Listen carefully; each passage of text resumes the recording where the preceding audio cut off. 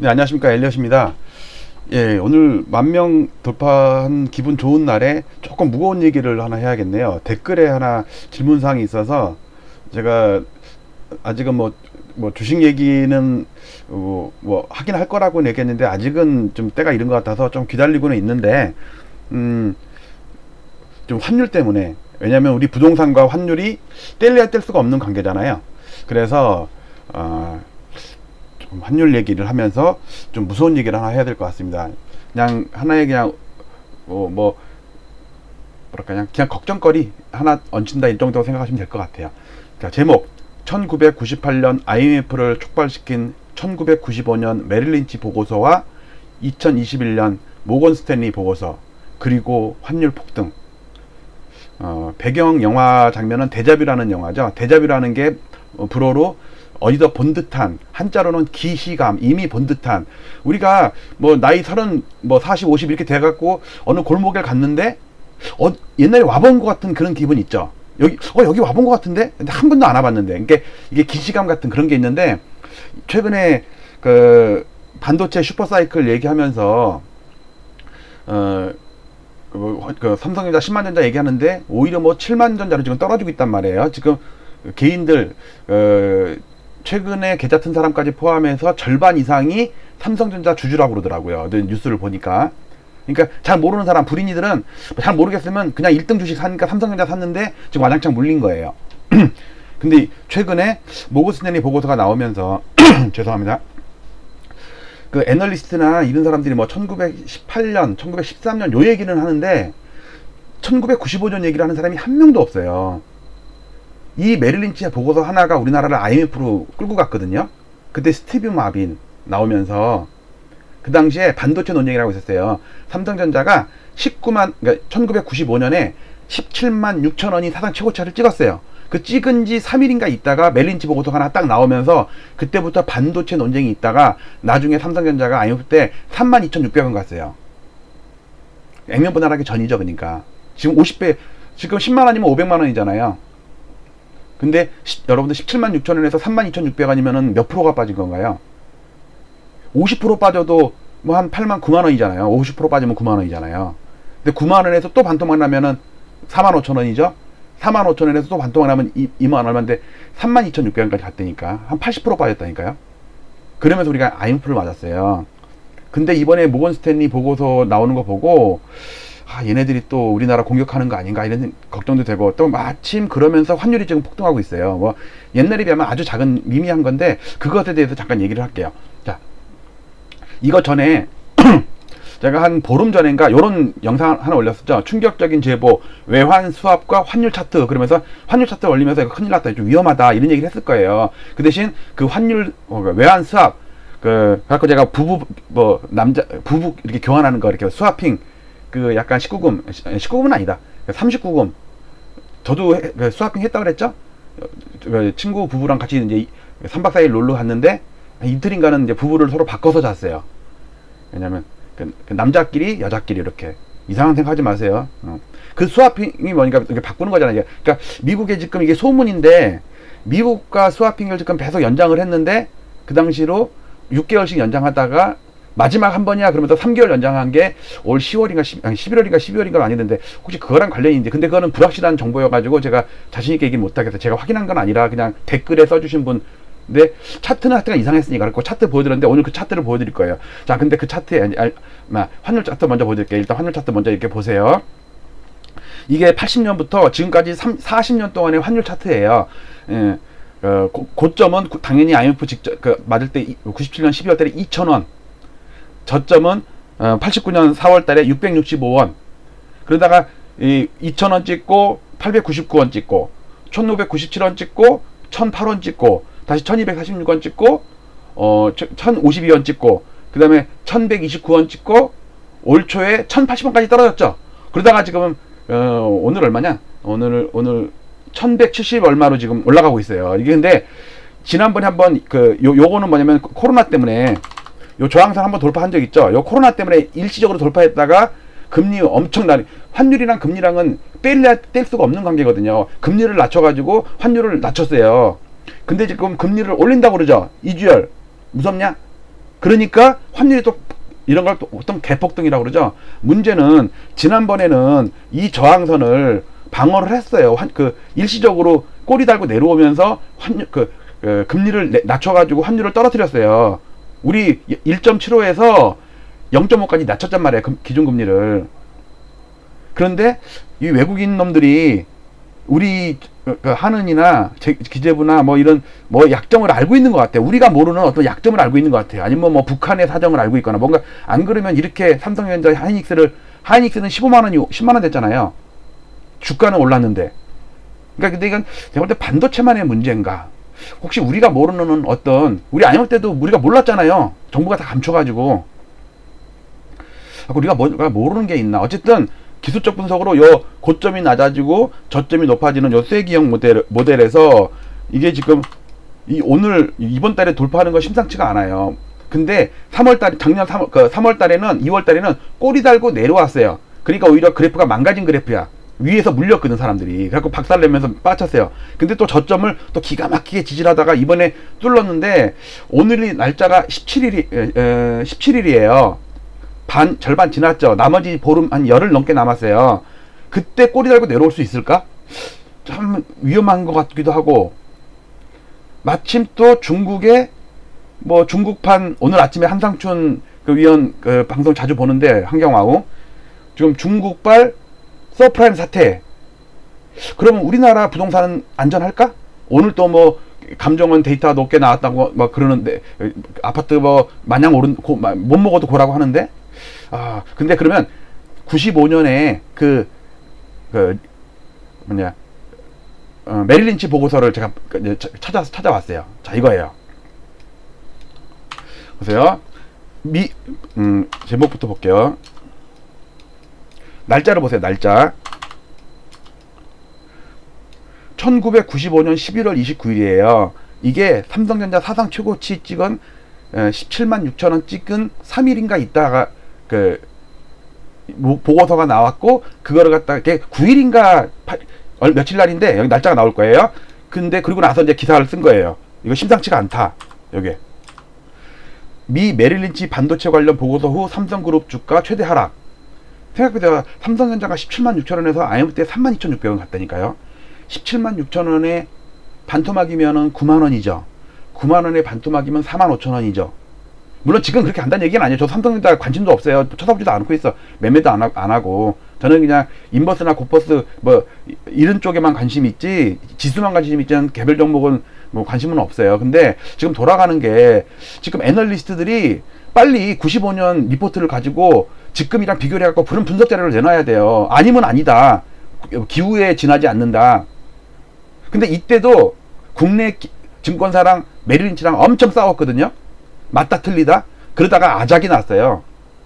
그래갖고 제가 있기 전에 이제 선배들, 저는 이때 증권사 가기 전이고 대학 다닐 때인데, 나중에 IMF 때 이제 입사를 그 정도 했는데, 선배들 얘기 들어보니까 17만 6천 원에 산 사람이 몇 명 있어요. 보여주면서 장난을 치는 거야, 저한테. 그때 막 5만 원인데 자기가 사상 최고치에 10주 산 게 있다고 잔고를 보여주는 거예요. 그리고 고객들 보니까 10만 원, 12만 원에, 15만 원에 엄청 샀더라고. 9만 원인데. 근데 몇 년 동안 물려있는 거야. 왜? 우량주라서 선절매도 못해, 우량주는.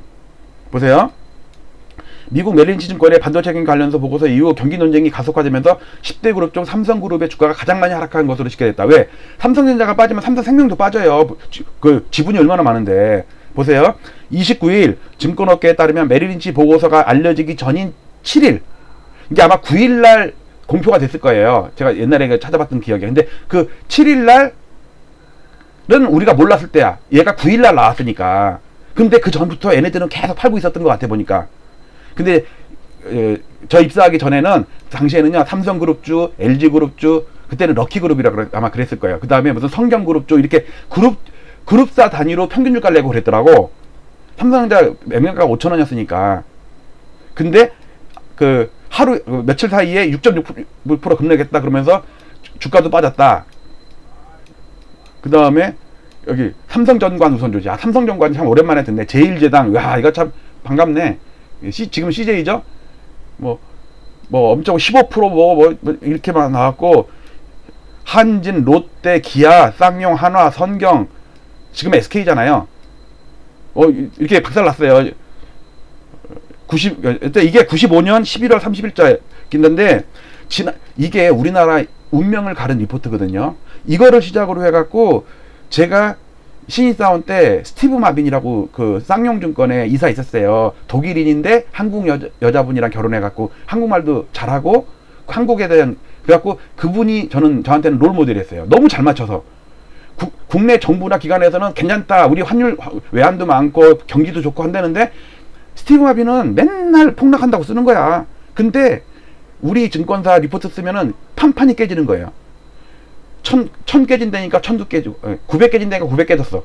또 700 깨진다니까 또 700도 깨지고 우리는 안 깨진대. 600은 쌍바닥이라서 버틴대. 저는 진짜 그럴 줄 알았어. 근데 반등했다가 더 빠져갖고 500 깨지고 400 깨지고 야 여러분들 1000포인트에서 500 갈 때보다 500에서 300 갈 때 더 망했어요.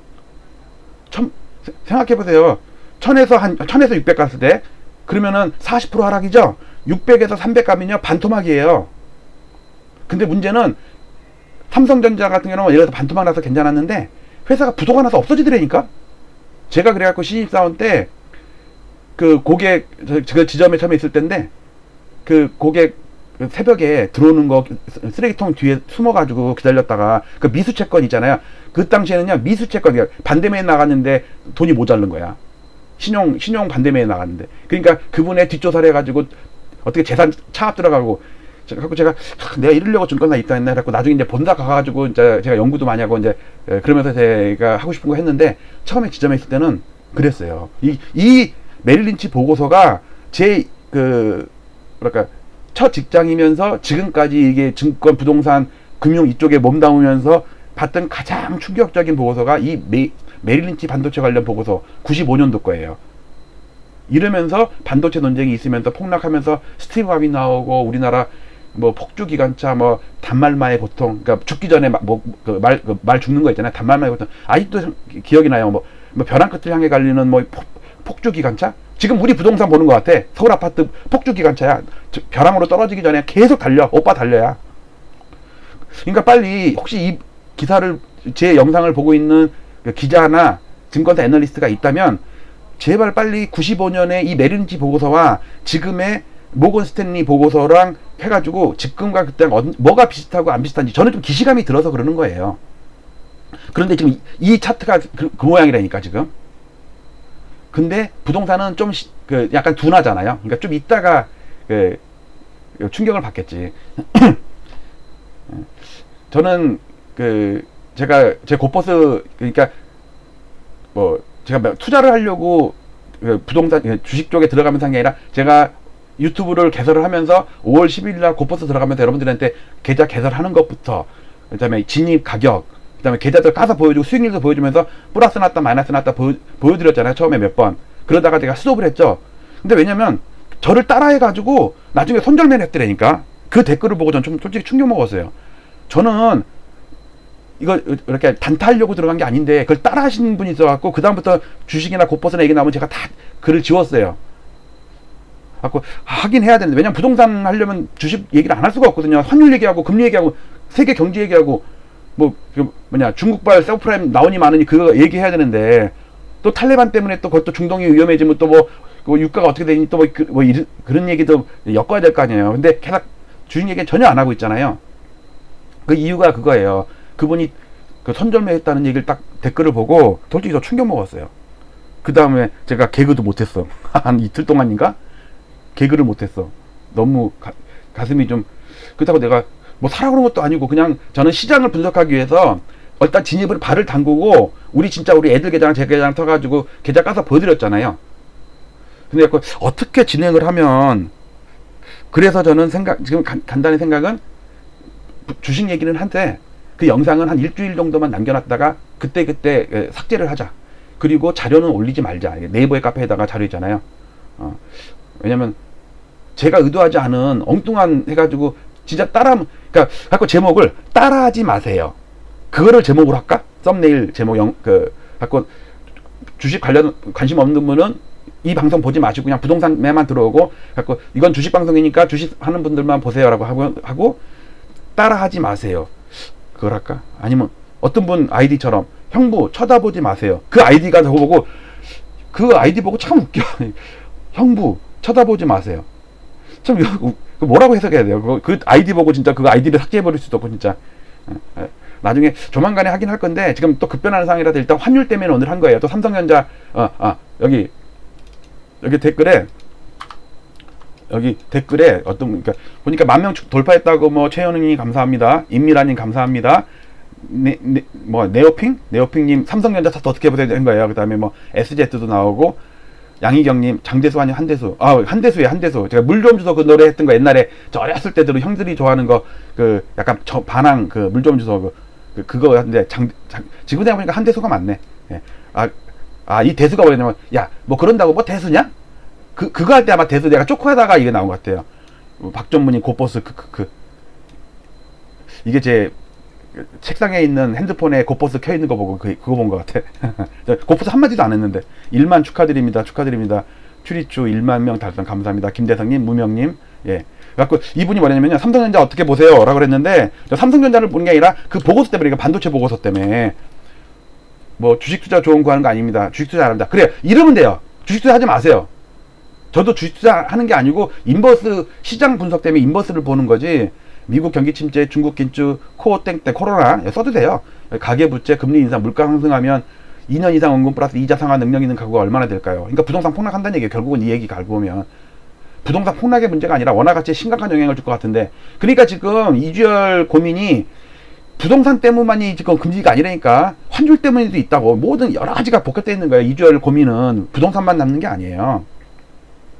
이렇게 뭐 테이퍼링 어떻고 뭐 3전은 떨어지면 땡큐니까 일단 원화지고 관망하세요. 뭐 조기 금리 인상하는 거라고 그러고 테이퍼링 들어가고 선빵 날리고 뭐 유럽의 여객 투자자들이 이제 선빵 날리고 있대요. 중국이 빅테크 규제해갖고.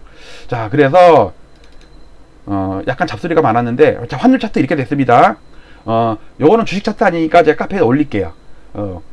그렇지만 장기 차트 보기 힘들잖아요. 근데 지금 두 번째 공격을 당하고 있거든요. 그러니까 이번에 당하는 거는 작년에 코로나 때 공격한 거랑 조금 다른 것 같아요. 이게 쐐기가 모였거든. 이번에 하면 좀 심각할 수도 있을 것 같아서 그냥 조심하시고 결국은 부동산도 악재가 될 수밖에 없어요. 이런 요인이. 자 그래서 정리합니다. 98년 IMF를 촉발시킨 95년 메릴린치 보고서와 이번 달 21년 모건 스탠리 보고서 저는 데자뷰를 보는 것 같고 기시감을 보는 것 같다. 그래서 오늘의 환율 폭등과 관련해서 심각해서 혹시 이 내용에 좀 아는 분이 있으면 댓글 좀 달아주시거나 아니면 기자분이 있으시면 98년 그 메릴린치 보고서라고 검색하면 지금 방금처럼 나오잖아요. 그 당시에 상당히 지금으로 보면 한 30년 전이네. 그러니까 제가 30년 전이니까 제가 10몇 살 때예요. 맞죠? 10몇 살이네. 낭낭 18세인데. 예. 좀 기사가 좀 됐으면 좋겠어요. 그러니까 이거 지금 삼성전자 그러니까 팔아라 사라 뭐 주가 폭락한다 그 얘기 하는 게 아니고 외국인들이 공격할 때 메릴린치 보고서의 반도체 논쟁과 이번에 모건 스탠리의 슈퍼사이클 논쟁 이게 이번에 또 당하는 것 같은 느낌이 좀 들어서 안 당하려면 뭐가 같고 뭐가 틀리다. 모건 스탠리는 뭐를 잘못했고 메릴린치는 그때 당시에 뭐가 맞았고 이런 거를 좀 분석 기사가 나는데 제가 한 열흘이 지나도록 한 군데도 안 나와. 그냥 2018년이 어떻고 2013년이 어떻고 그러고다 나중에 6개월 있다가 더 올랐다 이 얘기만 나오지. 근데 안 그런 경우가 있는데 지금 제가 볼 때는 이 모건 스탠리 보고서는요 35년 전에 그 메릴린치 보고서랑 상당히 비슷해요. 궤적이. 제가 입사하기 전인데 선배한테 들은 얘기고 나중에 우리가 그 스티븐 마빈 연구하면서 그 외국인들의 리포트 그런 거 연구하면서 제가 뜨아했던 그 리포트거든요. 그러니까 한번 누가 관심 있는 분들 댓글 좀 달아주시고 기자분이나 아니면 리서치 센터 직원이 있으시면 이거를 한번 다뤄줬으면 좋겠어요. 제가 이거 다룰 능력은 안 돼요. 요즘 현업에 있는 것도 아니고 제가 요즘에 주식 투자 깊게 들어간 것도 아니고 시가총액이 뭐가 1등인지 아직도 삼성전자 1등일 건 아니에요. 그거는 뭐 영원히 안 변할 거고 잘 모르니까 그 대신 제가 팁 하나 던져주는 거예요. 35년 전에 메릴린치 보고서랑 이번에 모건 스탠리 보고서가 상당히 기시감이 있다. 데자뷰를 보는 것 같다. 자, 이 정도로 마치도록 하겠습니다.